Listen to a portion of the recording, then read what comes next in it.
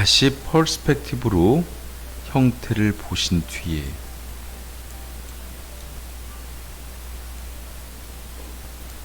F3번을 눌러주시고 익스트루드를 활성화시킵니다.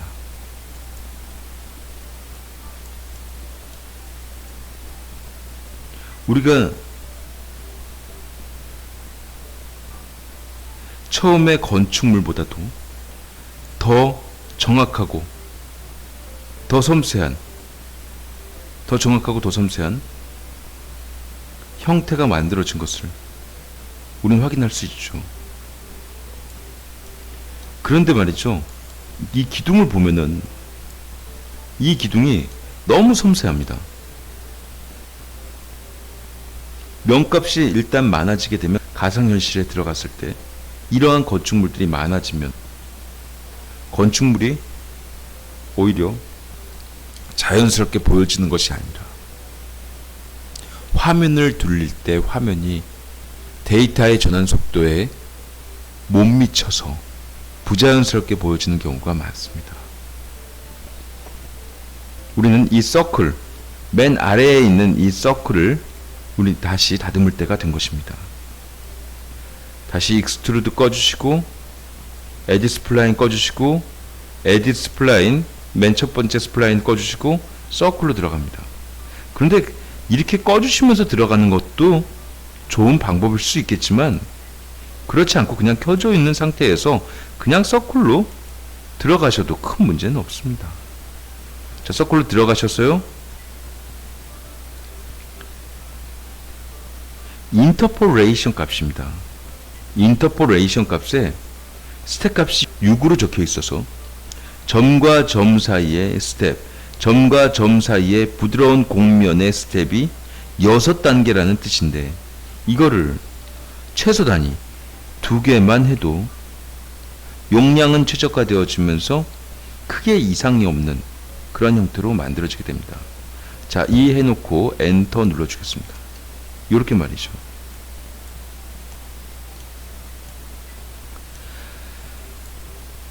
아까 전엔 이 기둥 하나만 하더라도 어마어마한 면이 나눠져 있는 것을 보았는데 구태여 그렇게 많은 면값을 보이지 않고서도 기둥이 표현되어져 있는 것을 볼 수가 있습니다. 스텝을 2로 했는데 스텝을 1로 한번 줘보겠습니다. 1 엔터. 사실 말이죠, 1값을 줘도 크게 무리는 없습니다. 자, 이렇게 놓고 다시 시메트리를 꺼주게 되면 디테일한 형태의 건축물이 만들어진 것을 볼 수가 있습니다.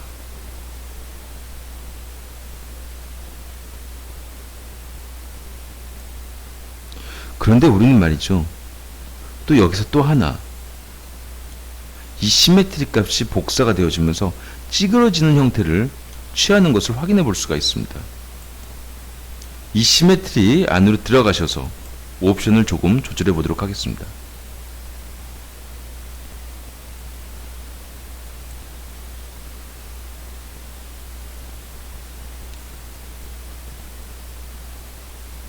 여기서 잠깐, 이 형태는 면값이 적었지만 이 형태들은 면값이 많은 필요는 없겠지만 여기 보여지는 이 형태들은 면값이 얼마 되지 않기 때문에 이렇게 매우 단순화되어진 형태가 돼버리고 마는 것을 볼 수가 있습니다.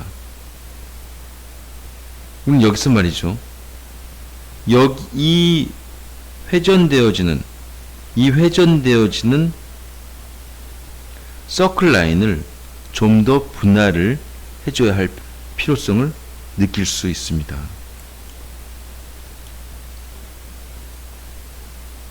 자, 다시 변형을 주었던 에디 스플라인으로 들어가셔서 단순화되어져 있는 이 서클의 선을 보다 세분화 시켜줄까 합니다. 2번을 누르면 선만 선택되어지죠. 문제는 이것과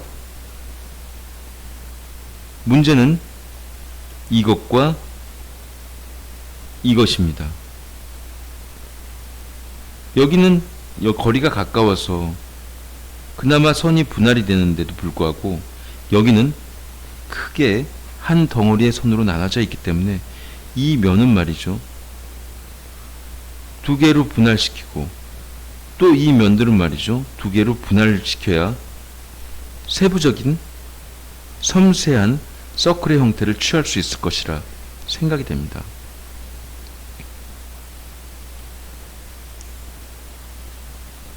옵션 아래 보시면 분할이라는 디바이드라는 것이 있습니다.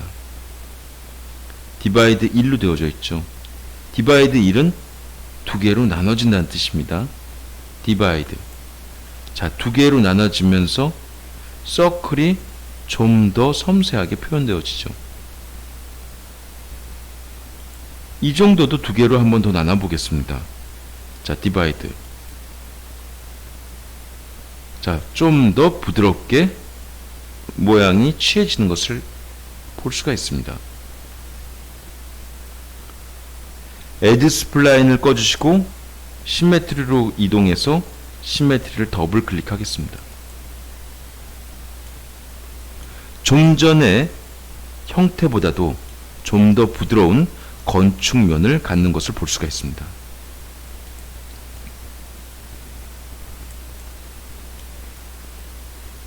우리가 맨 처음에 본부동을 만든 그 건물에서 좀 더 세련된, 좀 더 정확한 본부동이 나왔음을 확인해 볼 수가 있습니다. 실제 확인하면서 다시 건축물을 다듬어 보도록 하죠.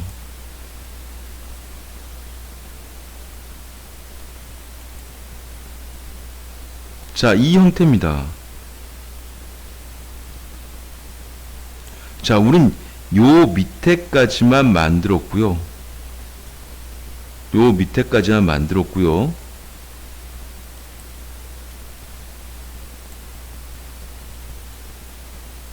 실제 윗부분의 형태는 아직 만들지 못했습니다.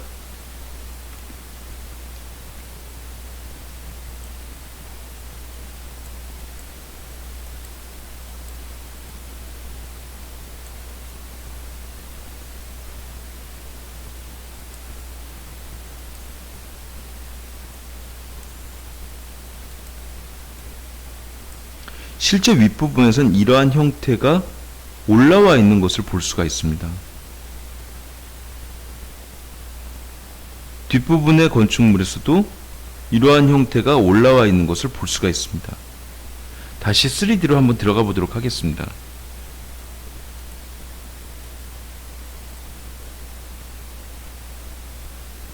우리는 여기서 잘 만들어야 할 것 같습니다. 이 형태가 올라오는데 이 형태를 어떻게 올려보낼지 걱정이 되어집니다. 이 시메트리의 영역에서 좀 더 변화를 줄 것인지, 이제 변화는 여기서 마치고 시메트리 아래 단계의 익스트루드에서 변화를 주어서 형태를 올릴 것인지, 이 스택을 잘 보면서 형태를 만들어야 할 것입니다. 또는 말이죠, 이 스플라인의 형태를 그대로 보존하면서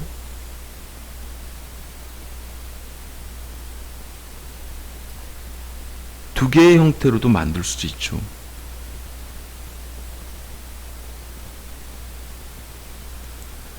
저는 말이죠, 후자를 선택하겠습니다. 이렇게 복사를 하는 겁니다.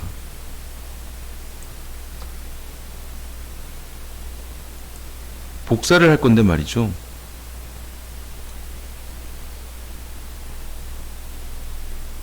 먼저 시메트리를 꺼주시고 복사한 형태에서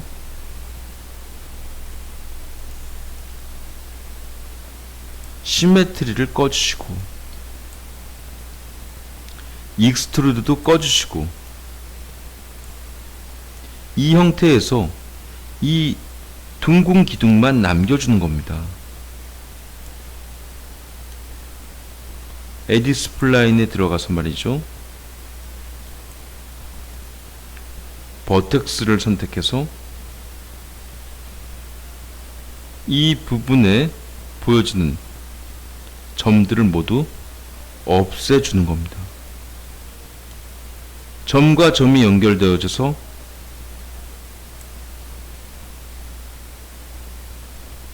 선으로 남게 되죠.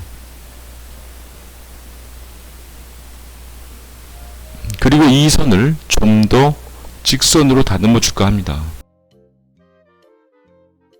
도선을 선택해서 탑뷰에서 이 조절점을 움직여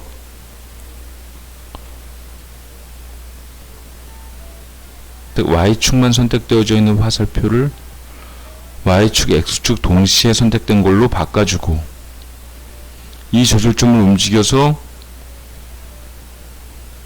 이쪽 방향으로 반대쪽 선의 방향으로 방향을 잡아주고 우측의 조절점을 선택해서 아래로 내려주게 되면 약간 자석처럼 직선으로 그대로 연결되는 것을 볼 수가 있습니다. 그리고 에디 스플라인을 꺼준 뒤에 익스트루드를 다시 줍니다.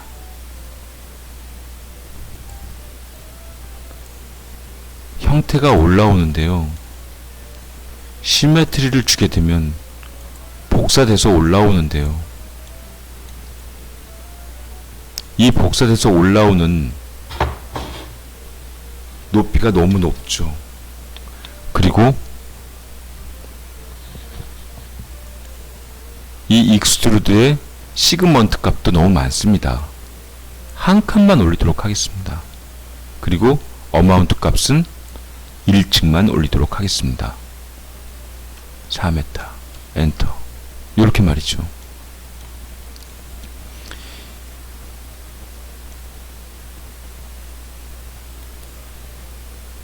(4m가) 좀 작은 것 같은데요. 4m가 조금 작은 것 같은데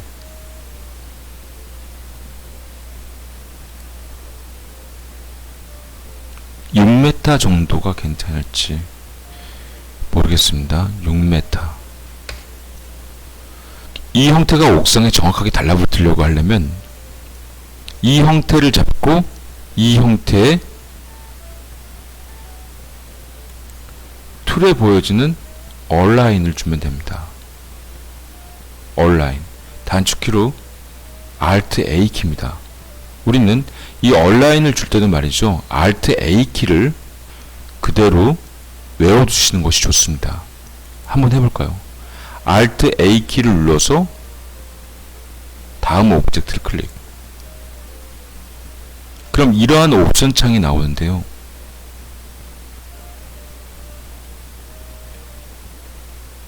처음에 current 오브젝트, 현재 오브젝트, 그리고 두 번째 선택한 타겟 오브젝트. 첫 번째 선택한 current 오브젝트와 타겟 오브젝트가 붙기만 하면 되는 거죠. Z축으로 붙기만 하면 되는 거죠. X축이랑 Y축은 필요가 없는 거죠. 붙는데 첫 번째 오브젝트는 맨 아랫바닥이 달라붙는 거죠. 미니멈. 그리고 타겟 오브젝트는 제일 높은 옥상 부분이 달라붙는 거죠. 맥시멈. 이렇게 말이죠. 이러면 두 오브젝트가 정확하게 달라붙어서 하나의 오브젝트처럼 보여집니다. 자, OK 눌러주시겠습니다. 항상 어플라이 눌러서 OK를 눌러주시겠습니다.